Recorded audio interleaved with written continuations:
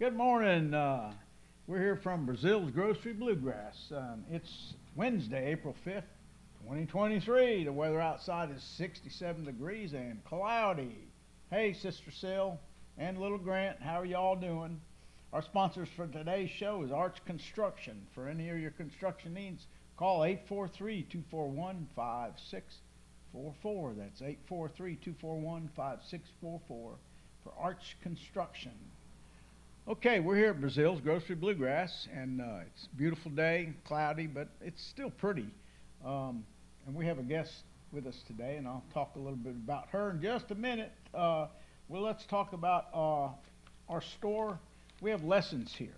So if you like music, string instrument music, we have a teacher for all the instruments that have a string on it. We teach it here. And some of our teachers are for violin and fiddle. We have Marin Reeves, which is our guest speaker today, and she's going to give you a couple fiddle tunes and some classical tunes today. So you'll get a little taste of her music, and she's an excellent teacher, a fine person. I've known her family for years and years and years. We also have a banjo instructor, Mr. Gary Bell, teaches here on Wednesdays from about noon till about 7 o'clock. So if you need a banjo or guitar lessons, Gary Bell can help you with that. We also have a mandolin and a bass teacher. Mr. Mark Staudenmeyer teaches here on Tuesdays, or whatever day that you have available to take a lesson. He's pretty well open to any day of the week. We also have Charles Wood. He's a 3-time banjo champion, and I'm very honored to have him teach on Saturday mornings. He gets here at 8 o'clock and finishes up around noon. So depends on your level of instruction. We got an instructor for you. I want to talk about a banjo workshop coming up, and I'll have the dates as it gets closer, but we have a workshop, a 2-day workshop here at Breazeale's Grocery Bluegrass coming up for a banjo and jam camp, really is what it is. So whatever instrument you play, you can bring it, and it's a 2-day deal, and I promise you, if you don't get something out of it and learn something before you leave, I'll give you money back. It's a really good event, and we'll talk more about that next Wednesday on our broadcast. Okay, our store locations, 5109 Liberty Highway in Anderson or Pendleton, South Carolina, 29621. So if you want to make your way here on Saturdays, we start picking at 6:30 till 11. Good jamming, good music, good people. So make your way to Breazeale's Grocery Bluegrass. Again, located at 5109 Liberty Highway, Anderson or Pendleton, South Carolina. Every Saturday night, Bluegrass picking and grinning. If you'd like to call during our broadcast, you may, or go on YouTube channel. You may call me at 864-376-1482 during our broadcast, and we'll try to answer any of your questions that we might have about the store, bluegrass music, and what have you. We have a new gentleman that just recently moved to the area. His name is Fred Breazeale. Very good banjo player, and he does banjo workshops. He teaches, really nice guy and a really good musician. But he's come up with this new book. It's called Backup Banjo Workshop by Fred Breazeale. And he also has the Page capos. Some of you out there know what a capo is. These new Page capos that he'll be having for people that take lessons, or that you want this book. It's a really neat book that he's put together. I don't know if you can see that. You can zoom in on that and check it out. We'll be talking more about Fred Breazeale and his backup banjo workshop. He'll be here from now on. So great to have him and his wife join us here at Breazeale's Grocery. Good folks. You know, music people usually are all good folks. So, it's a blessing to be here and be able to be around all these fine musicians, fine people, great people. Okay, our guest today is Marin Reeves. She's one of our instructors here at Breazeale's Grocery Bluegrass, And today she's going to talk about the instrument she plays, how to play it. Maybe she'll give us a classical song or two and a little bluegrass tune or two. And she can tell you all about what she does, her interest in the music, and how she got started. And actually, I'm good friends with her dad, Bob Dameron, a great guy, a great musician.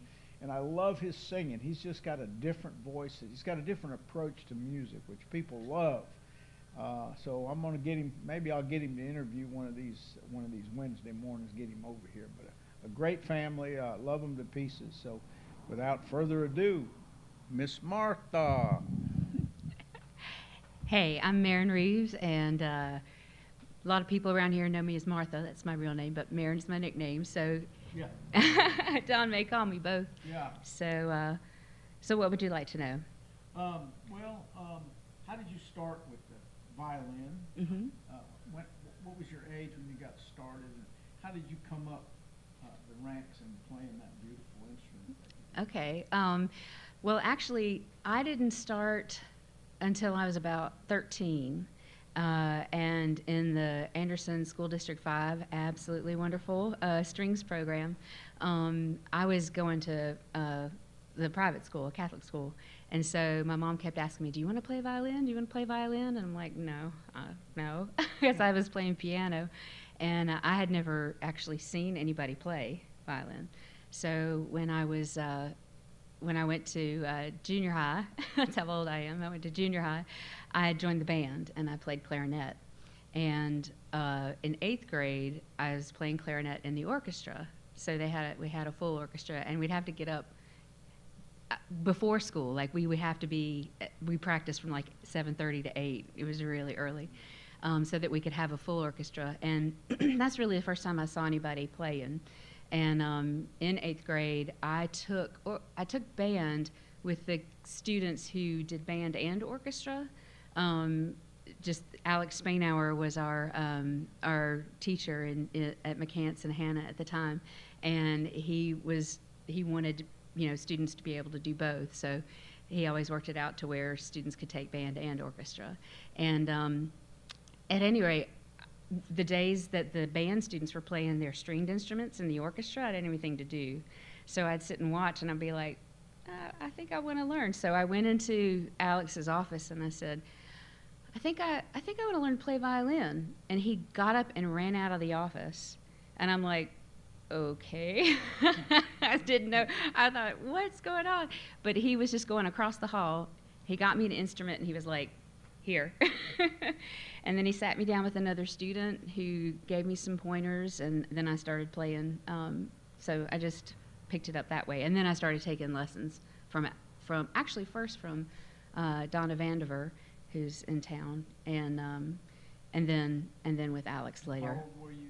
I was 13. Yeah, but I had to kind of catch up, so because other students had started when they were like in 5th grade, so they had a couple of years. So I caught up, but that was a lot of fun. So I did, the classical route, but I'd always grown up with bluegrass and country music because of my dad. Like I remember the very first album, right, that that I ever heard was John Denver. So I remember learning all of those songs. And he had a band called the Parched Corn Creek Pickers and Singers, with he and a bunch of his friends, and they would often play the cancer benefit down at Anderson College at the time. And when I was 6, he put me in, and my friend, her dad was in the band too, Maria. We would sing Country Roads with him. Cool. So I've been performing since I was 6, since I was young. Yeah. But I couldn't grow up in my family and not learn some bluegrass, basically. Yeah. So that's how I got started, and I didn't major in college in music, but I've always played, and it was actually in college that I started learning some fiddle and bluegrass tunes, really, instead of just kind of accompanying, I was starting to actually learn some of the tunes. So Cool. yeah. Well, I feel like I'm really blessed to have you here as an instructor, and as a person that I love your family. I always have for many years, and Thank you. Actually, I think your dad was on the team that did surgery on my son's knees at the time. Oh, yeah, yeah. He's worked on a lot of people. Yeah. Very good surgeon as well as Yeah. a musician. Yeah. And I didn't really get to know him on the music side until later on when I started to hear his music and he started coming here to the store. Yeah. It was a great asset, and I still, to this day, have people every now and then say, "Hey, can you get Bob Dameron to come play again?" Yeah, we'll have to get him back. Yeah, we'll get him back. It's been a little while since he's been here. Yeah. Well, how about telling us a little bit about the parts of the fiddle, the bow, and go through some of that. Okay. Well, this is my violin. I've had it since I was I got it about 9th grade or 10th grade, I think. So yeah, it was from, I don't know, a long time ago, Dr. Bales used to go antiquing. It was one of the things that he liked to do, and he found this instrument and asked my dad about it. So it's because of him that I've got this one. It was from somewhere in Providence, Rhode Island. I don't know how he found it through a violin shop there, but it was, I think, from an estate. So my particular instrument, I didn't know at the time that it was going to end up being such a great instrument. It's great for me. It's very loud. It's very bright. I think it's more like a solo type of instrument for a soloist, in an orchestra, because they don't microphone them for classical. But it's an Italian instrument, and next year it'll be 100 years old. So, yeah, it's 1924. Wow. And it's a family, the Carletti family. This was the uncle, I think, Carlo Carletti.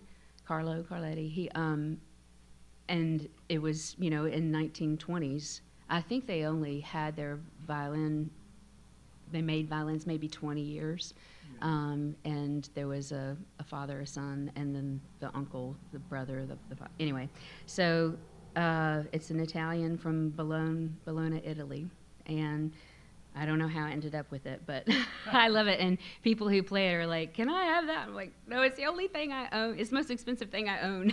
I don't own my house, So anyway, so I really have enjoyed it. So people ask me the difference between a violin and a fiddle, and it's that old joke, a violin has strings and a fiddle has strangs. So I'm like, that's the only difference. It's just the songs that you play. People like, how do you play fiddle? So I learned classically. So when I, even if I don't play very well and I get up and play bluegrass, they're like, "Oh, you're so good." I'm like, it's just because I'm holding it differently than other people do. I'm like a little more formal looking, I'm sure. Yeah. So, so the thing that doesn't have frets, I actually have, my dad has a violin from his grandfather who, and he actually carved frets into his violin, into his fiddle. Yeah, and I think he used to play it down like this, and my dad was like, it always reminds him of his grandfather, when I play. So, but like I said, I didn't really start learning fiddle music and Irish tunes until later in life, I love the Irish 30s. music. I do too. Yeah. There was a time where I didn't play for a while, and gosh, especially with fiddle or violin, if you don't play for a while, your sound can go really quickly. Yeah. It's because there's so much. We talked about this too. Yeah. So much of people think, oh, if you play really fast and everything, then you're really good. But getting the notes in tune, you learn to do that over years, but really the skill in playing violin is in your bow hand.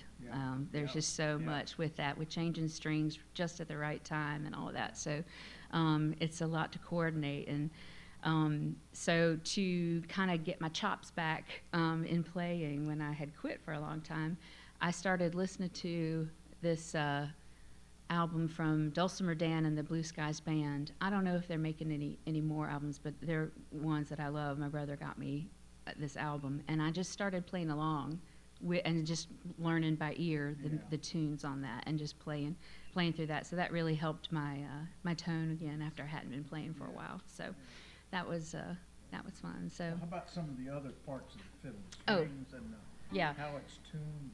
Okay, so the way the violin is tuned is like the mandolin. it's going to be E is the top string, then A, D, and G. So it's in fifths here, and we have your pegs. This is the peg box. The scroll. This is called the C bout. Yeah. So that's What's pretty that much thing it. on the back of it? Oh yeah. Yeah. So not everybody uses this, but this is a shoulder rest, and there's lots of different kinds. This one is made of wood. It's a Mach 1 is the name of it, and it's got a little bit of a leather bit here to kind of grab your shoulder as you play. But I have a pretty long neck, big jaw, so it's easier for me to have a pretty high shoulder rest, especially on this side. And actually, with my students, that's the first thing that I look at is their chin rest and their shoulder rest. This is a chin rest. This one goes over the tailpiece, which is this part that holds the strings on this side across the bridge. And mine is right in the middle. Most violins, you'll see that the chin rest is up here. And so, you never noticed mine? Yeah, I moved it. For me, I tried a number of different chin rests, and I always ended up holding it there. I guess just the way my shoulder is. Everybody's different. Every body is different, and so you have to find the right bit to be comfortable. And the reason is because you want to be able to hold your instrument just with the weight of your head and not strain your necks if you're playing for a long time. So if you don't have a good shoulder rest that's just holding and counterbalancing with your head, then you're going to be using your left hand to hold the instrument up, and that causes tension.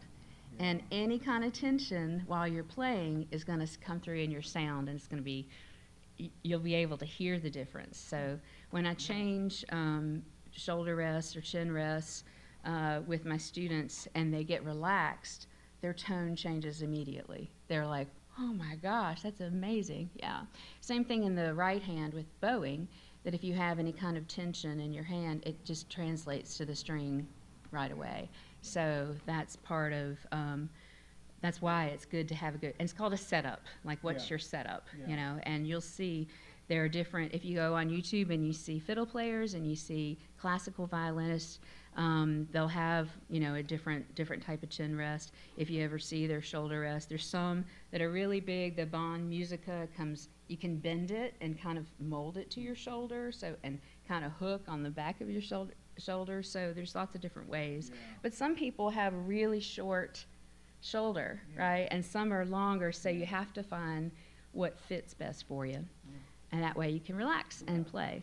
So my little ones, when I work with them on that, I'm like, it is important because one day you want to be able to play fast. You know, that's another thing you might see between fiddle players and violin players is you might see folks that have, you know, that will hold their instrument. Maybe they don't have a good setup, so they learn to hold their instrument with their hand here. And you can do that, but it restricts how hard it is to play quickly with your fingers. Because if you hold your hand like this and you try to move your fingers, it actually can cause some tension. But if you hold your hand like this, you should be able to move your fingers more quickly, and relax. So that's part of the key. That's one reason to just hold the instrument with your thumb and the side of your finger, and have a little bit of space here just so you have some movement and you're able to move. Now for classical violinists, you don't see it as often because we tend to change position more. So like this is first position. Where you normally put your first finger is first position, and where you normally put your third finger is third position. 1, 2, 3. Is there a second position? Yeah, if you put your second finger, where you normally put your second finger is second position. I didn't know that. Yeah, that's how I do. Yeah, and where you put your fourth finger, that'd be fourth position. And if you had a fifth finger, you can go to fifth, sixth. You can keep going on up. But if you're playing like orchestra music or solo classical music, and you have to change position, if you've got your hand like this, you can't go anywhere, right? So you have to open that up and do that. So, because if you move up here, you've got to be able to have that free. So that's why you'll see a difference between, because most fiddle players they mostly play in first position. Yeah, So that's right. yeah, so that's how that works. So with the bow, you've got the bow hair, which is horsetail, and it's connected to the frog. There's a lot of animals on this thing. Yeah. Yeah. I don't know why they call it the frog. Yeah. I've never looked that up, but anyway, that's what this part is called. And then the winding is this metal part that kind of holds the wood to the. Then you've got a leather. I don't know what the winding is for. Something we'll have to research. I know. Yeah. Yeah, I don't make them, so I don't know why Yeah. they make them the way that they do. But something interesting you might notice on bows, this has a little octagon. It's got. Have you ever noticed? Yeah. And even if this is round, sometimes this is an octagon as well. Yeah. But even if this is round, this always has flat edges, and that's to Yeah. help your pinky be in the Yeah. right spot when you Yeah. put the bow on. So, Huh. yeah. Okay. So Well, that's a we're little gonna- bit about it. Yeah, we're gonna get Marion. Yeah, Marion. We're gonna get Marion to do a couple of tunes, maybe a classical tune and maybe a fiddle tune. Most of my classical music I have to read, so I don't know. I could probably do something. Yeah, she can do something. Show them what you know. Let me think.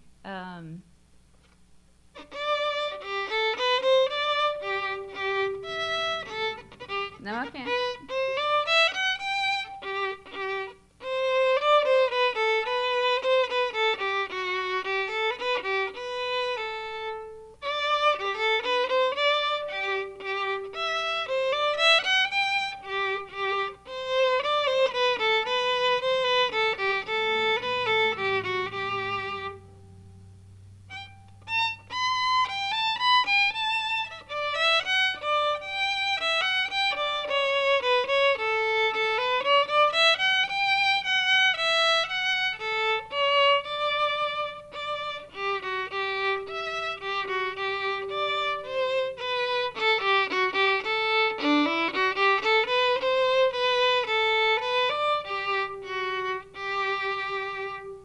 Beautiful. A little How about minuet, that, folks? a little Now- bit of Bach. Yeah, yeah. Now how about a little bluegrassy tune? Okay. I can start off with Devil's Dream Yeah. and go into Swinging on a Gate. Perfect. All right?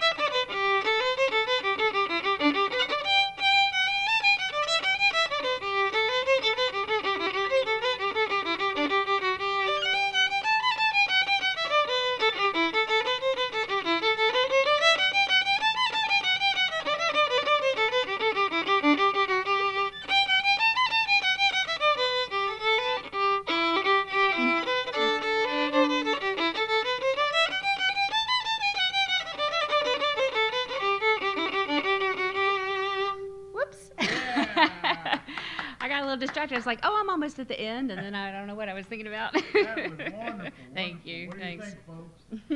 She's the greatest, in my Thank opinion. you. You're sweet. Anyway, if you want to take lessons, I think, what age do you start at? I usually start students around 6 or 7 at the youngest. Yeah. If they're in school and they're learning to read, that is a little helpful. Yeah. But it just depends on the kid. I've taught some really younger ones, do 5, but Their ability to. yeah, how much they focus, how Yeah. much they want to do it. Yeah. I want it to be fun, I want it to be Yeah. interesting, and sometimes it can be a little frustrating. So it just depends on the student. So, but I learned Suzuki method, so I teach the Suzuki method for beginners, and then we move into other types as they Yeah. get a little bit better. Yeah. So, but I teach all ages. I teach from 6 to 60, 70, Like me. So I do, Yeah. I teach all ages. Yeah. I've always enjoyed doing that. So, yeah. Now, you take somebody that from the beginning, a child or whatever age, how long would it take for them to, say, be able to play some tunes or perform? How many years does that take? And I know it varies. I know it always Yeah. depends, Yeah. right? Yeah. Right. Well, I think it just takes it depends on the student, but if it's younger kid, first, second grade, that kind of age, it can take a little bit longer. We really work on form, because that's when it's really important, right? Yeah. But within a couple of months, they'll have at least one tune that they can play. Okay. And we do different variations of that tune, just to learn different types of bowing and control and that kind of thing. And if they start getting tired of that, then we kind of move on. Yeah. But so how it sounds is going to be, that just takes time. It just takes time to coordinate all those little fine muscles to work together. But I also, one of the things that I like to teach, especially if they're in a musical family, if they have other kids that are playing, I like to teach just doing some backup kind of how to do that. Or I'll, if they have different songs that they play with their family, then I'll work through that, and they can just play open strings, and really feel like they're playing along, and that kind of motivates them a little bit more to practice more and learn more. Yeah. That's wonderful. That's fun. That is wonderful. Okay, we got about a couple minutes left now, so thank you, Martha Marin, for coming to the show today and telling us all about this beautiful, wonderful instrument, which I love. Thank you. I've loved since I was a child, loved this instrument. So thank you so much for being here today. Okay, folks, we're about to the end of our broadcast here this morning at Breazeale's Grocery Bluegrass. Thank you for joining us. If you have any questions or you want a lesson or anything you want, call me at 864-376-1482. And my name is Don. So we're here every Wednesday at 11 a.m. in the morning till 11:30. So come and join us every Wednesday for who knows who our guest speaker will be next. But we've had a wonderful interview with Marin today. Blesses me to have her here today. And if you want lessons, if you want to know more about the violin/fiddle, please call me at 864-376-1482, and I'll get you contacted with Marin, and we'll get that set up for you. Again, we're located at 5109 Liberty Highway, Pendleton or Anderson, South Carolina, or you can come from Greenville. We have people from far away that come for lessons here as well. So please come and join us. We're here all the time. So welcome to Breazeale's, and hope you enjoyed the broadcast today. And just let us know what we can do for you. We're here for you. So I'm trying to burn up some time. And if you like this, subscribe and like the video. Yeah, definitely. Yeah, you can subscribe if you like the video. Come and join us. Thank you.